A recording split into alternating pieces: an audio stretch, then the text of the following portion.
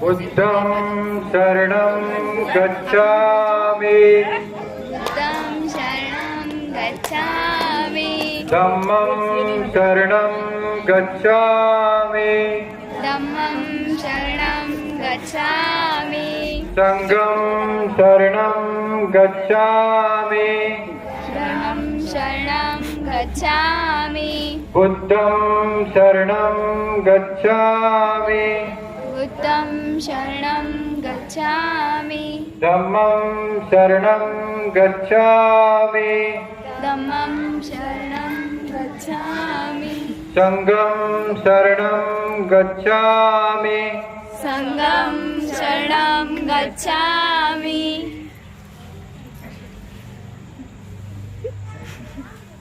आओ बालक, कहाँ से आए हो?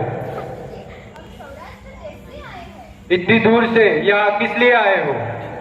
गुरुजी, हमने आपके विद्यालय की बहुत प्रशंसा सुनी है, इसीलिए हम आपके विद्यालय में आपके साथ रहकर आपके धर्म का अभ्यास करना चाहते हैं। अतः हम आपके विद्यालय में आप हमें प्रवेश दीजिए। ठीक है, परंतु तुम जैन तो नहीं, क्योंकि इस विद्यालय में जैन को प्रवेश निषेध है।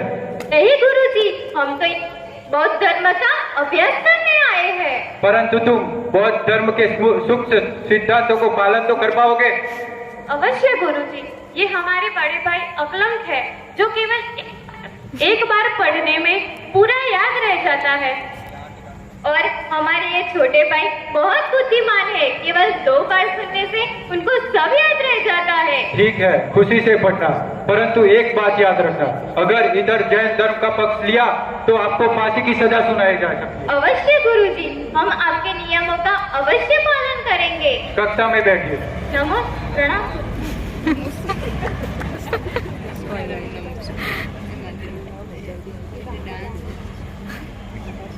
बुद्धं शरणं गच्छामि बुद्धं शरणं गच्छामि धम्मं शरणं गच्छामि धम्मं शरणं गच्छामि संघं शरणं गच्छामि। संघं शरणं गच्छामि। ठीक है बालक, आज की कक्षा यही समाप्त होती है। अकलंक जी और निकलंक जी विद्यापीठ में रहकर पूरी लगन और निष्ठा से अध्ययन में जुट गए। इस प्रकार गुरुजी की बात सही ना लगने पर निकलंक जी और अकलंक जी बोर्ड पर स्यात शब्द लिख के चले जाते हैं, और वह चुपचाप वहां से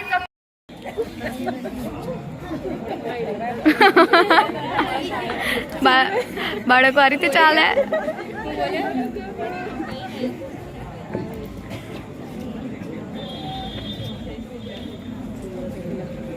जीवस्ती जीवनास्ती। भाई देखो, यह क्या लिखा है? अरे भैया, ये तो जीव अस्ति और जीव नास्ति है। यहाँ स्यात शब्द तो छूट ही गया है। शाबाश, यह स्यात शब्द न होने के कारण ही गुरुजी उलझन में पड़ गए होंगे। चलो आओ, हम स्यात शब्द यहाँ लिखकर गुरुजी की उलझन मिटा देते हैं। हाँ चलो चलो, ऐसा ही करते हैं, लेकिन एक बात गुप्त रखना, यदि किसी को पता चल गया तो हमारा जान खतरे में है। हमारी जान, हमारा जान, हमारा जान।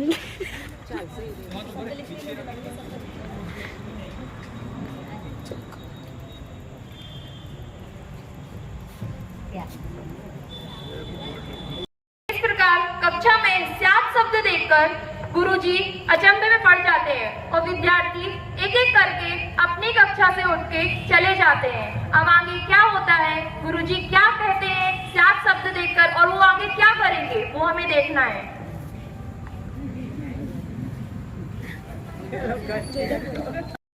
सुनो विद्यार्थियों, आज हम जैन धर्म के प्रकरण और उसमें की गई गलतियां को मैं बतलाऊंगा। अपने धर्म के अनुसार हर चीज जगत में अनित्य ही है, पर जैन धर्म के लोग वस्तु को नित्य भी मानते हैं और अनित्य भी मानते हैं। प्रणाम गुरुजी। ऐसा करना क्या? और क्या, बस अज्ञान। प्रणाम गुरुजी। जीव अस्थि और जीव नास्ति का क्या अर्थ है? जीव अस्थि अर्थात जीव है और जीव नास्ति यथार्थ जीव नहीं है। प्रणाम गुरुजी। गुरुजी कुछ समझ नहीं आया। आता हूँ। आज की कक्षा यही समाप्त होती है। हम गुरुजी। तथास्तु। तो बालकों, हम कल के जैन धर्म के प्रकरण को आज आगे समझेंगे। जीव अस्थि जीव नास्ति। अरे, ये स्यात् शब्द बीच में किसने लिख दिया?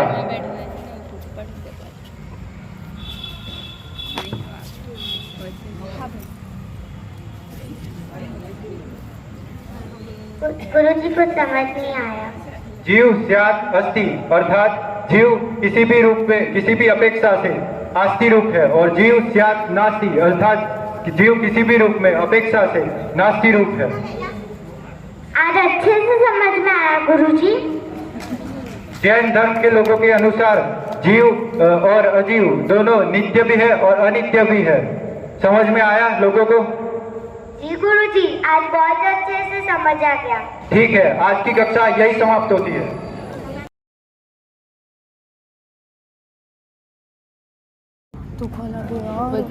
गुरुजी को क्रोध आ जाता है। वो बौद्ध धर्म के फिर कोई भी बाधा हमें नहीं आने वाली है। हम तो अभी मन में स्तुति करके सो जाते हैं। हाँ भैया।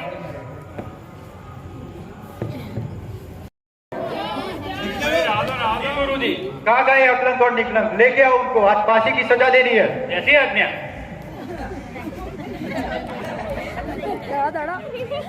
अरे, ये दोनों तो भाग गए।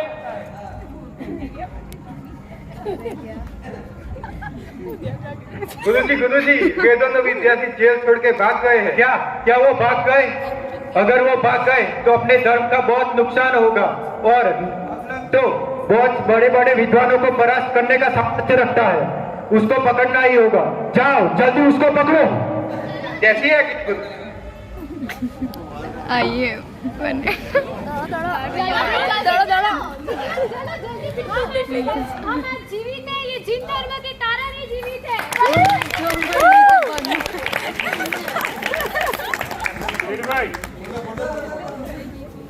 एक एक करके जिन मूर्ति लांगने को बोलो, और जो ना लांगे उसको मेरे पास लेके आओ, क्योंकि जो सच्चा जैन होगा वो जिन मूर्ति को नहीं लांगेगा। जाओ।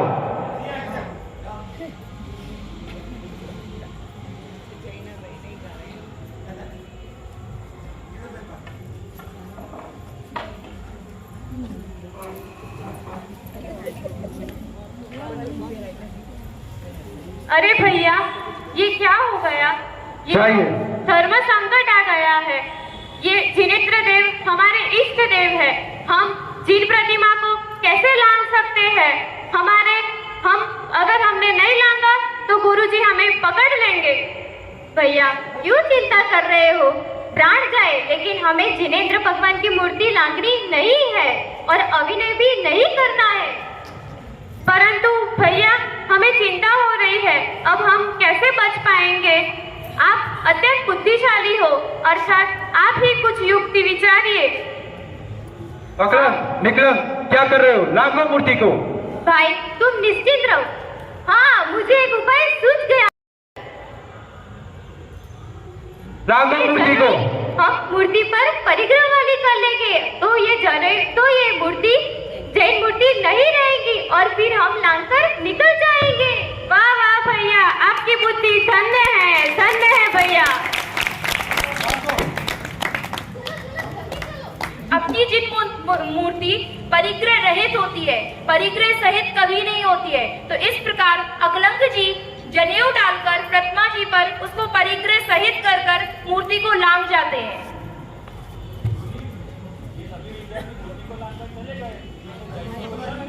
असंभव।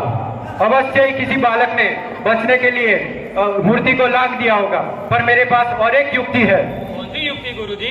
आज रात को जब सारे विद्यार्थी अपने कक्ष में, तब हम एक एक सिपाही उनके कमरे के बाहर तैनात कर देंगे। और फिर हम धमाका करवाएंगे और जो होंगे वो अपने ही भगवान का नाम लेंगे नींद में से उठ के, परंतु जो जैन होगा वो केवल अरिहंत का नाम लेगा और फिर हम उसे पकड़ लेंगे। जाओ पहरा दो। अरुण जी, सीत जी, अरुण जी, सीत जी। भाई ये क्या हो गया? ये कैसी आवाज है? अरे दुष्टो, तुमने अभी अनंत का नाम लिया, इससे मैं समझ गया हूँ कि तुम जैन हो। चलो गुरुजी के पास, अभी वो तुम्हें सबक सिखाएंगे।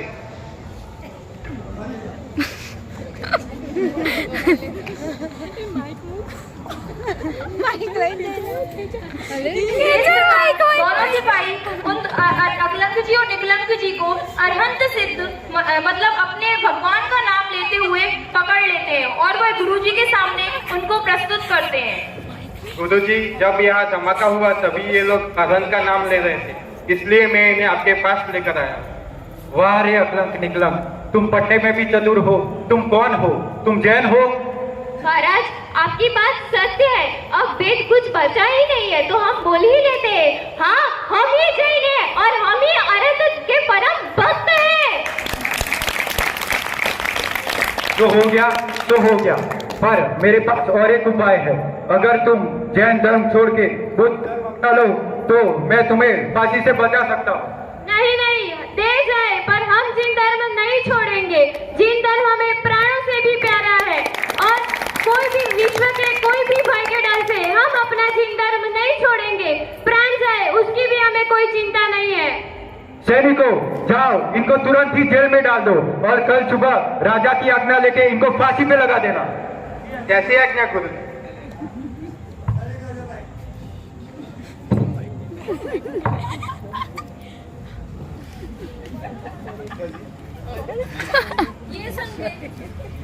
ये सुनकर गुरुजी उनको भैया, ये तो बहुत कठिन समय आ गया है। अब हम कैसे बच पाएंगे?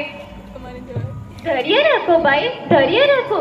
जिनेंद्र भगवान हमारी सहायता अवश्य करेंगे।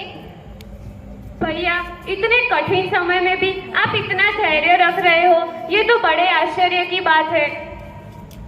भैया, जिनेंद्र भगवान की ऐसी महिमा है कि सुख में हो या दुख में जिनेंद्र भगवान हर एक चीज की रक्षा करते हैं।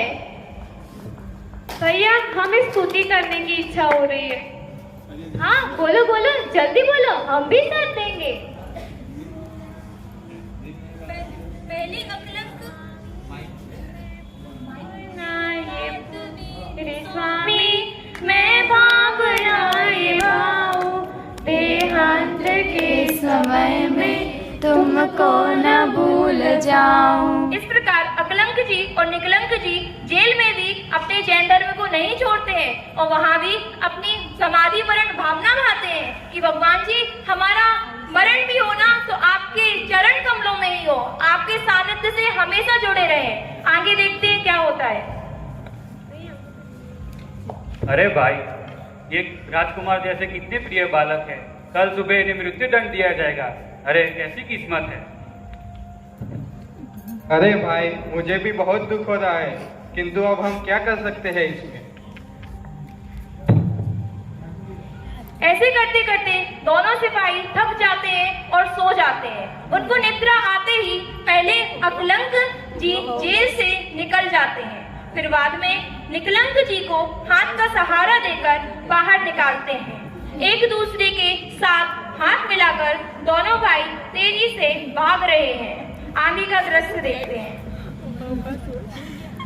अवश्य ही ये कोई जैन और बुद्धिमानी व्यक्ति का काम होगा।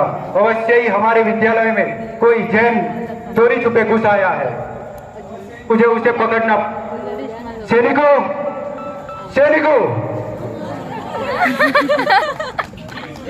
जाओ जाके सभी बालकों को मेरे सामने प्रस्तुत करो। ऐसी आज्ञा गुरुजी। चलो सभी लोग, गुरुजी ने बुलाया है।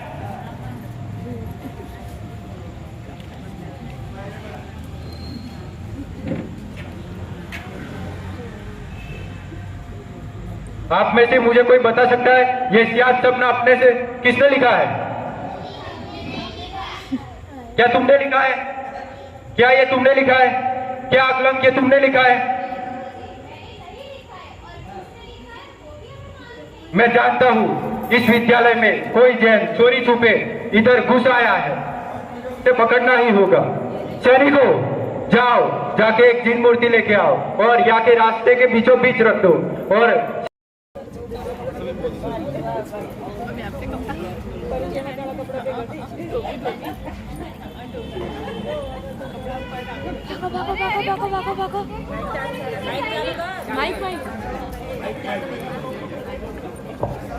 अरे अरे भैया, देखो हमारे पीछे सैनिक है। एक काम करो, आप भाग जाओ, मैं उनको रोकता हूँ। नहीं नहीं, ऐसे संकट में तुम्हें अकेले छोड़ के कैसे जा सकता हूँ? अरे भैया, हमारी अपेक्षा अरे पकड़ो पकड़ो। अरे भैया, हमारी अपेक्षा आप अधिक योग्य है, आप भागो। मैं उनको रोकता हूँ। मैं तुम्हें ऐसे मृत्यु के मुंह में ऐसे छोड़ के नहीं जा सकता। अरे भैया, अगर हमारा प्राण भी हमें जाए तो मेरा जीवन तो मैं सफल मानूंगी। जिन धर्म के लिए, जिन धर्म की रक्षा के लिए कुछ भी करने को तैयार हूँ। नहीं नहीं, मैं तुम्हें छोड़ के नहीं जा सकता, मैं यहाँ पे खड़ा रहूंगा। अरे भाई, हमारे पास समय नहीं है, आप समझो। जिन धर्म की रक्षा के लिए आप जाओ, मैं सैनिकों को रोकता हूँ। हाँ, मैं अभी मजबूर हूँ, जैन धर्म की सेवा के लिए मुझे अभी जाना ही पड़ेगा।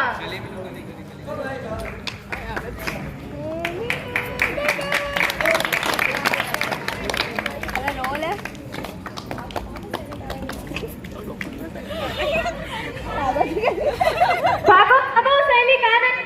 अकलंक भागने लगता है, भागकर सरोवर में छिप जाता है। निकलंक के पीछे सैनिक धमाधम करते करते दौड़ रहे हैं। निकलंक भागता भागता घूमकर रंगभूमि के ऊपर आता है। वहाँ पर सामने से एक धोबी आ रहा है।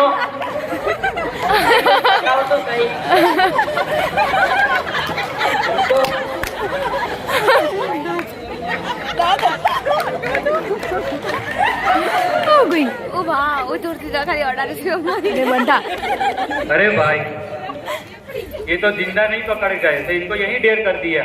चलो गुरुजी को समाचार देते हैं। सैनिक वहां से चले जाते हैं और अकलंक जी अपने प्रिय भाई को ढूंढते ढूंढते आते हैं। अब निकलंक जी का क्या हुआ होगा, ये तो उनको जानने की बहुत उत्कृष्टता थी।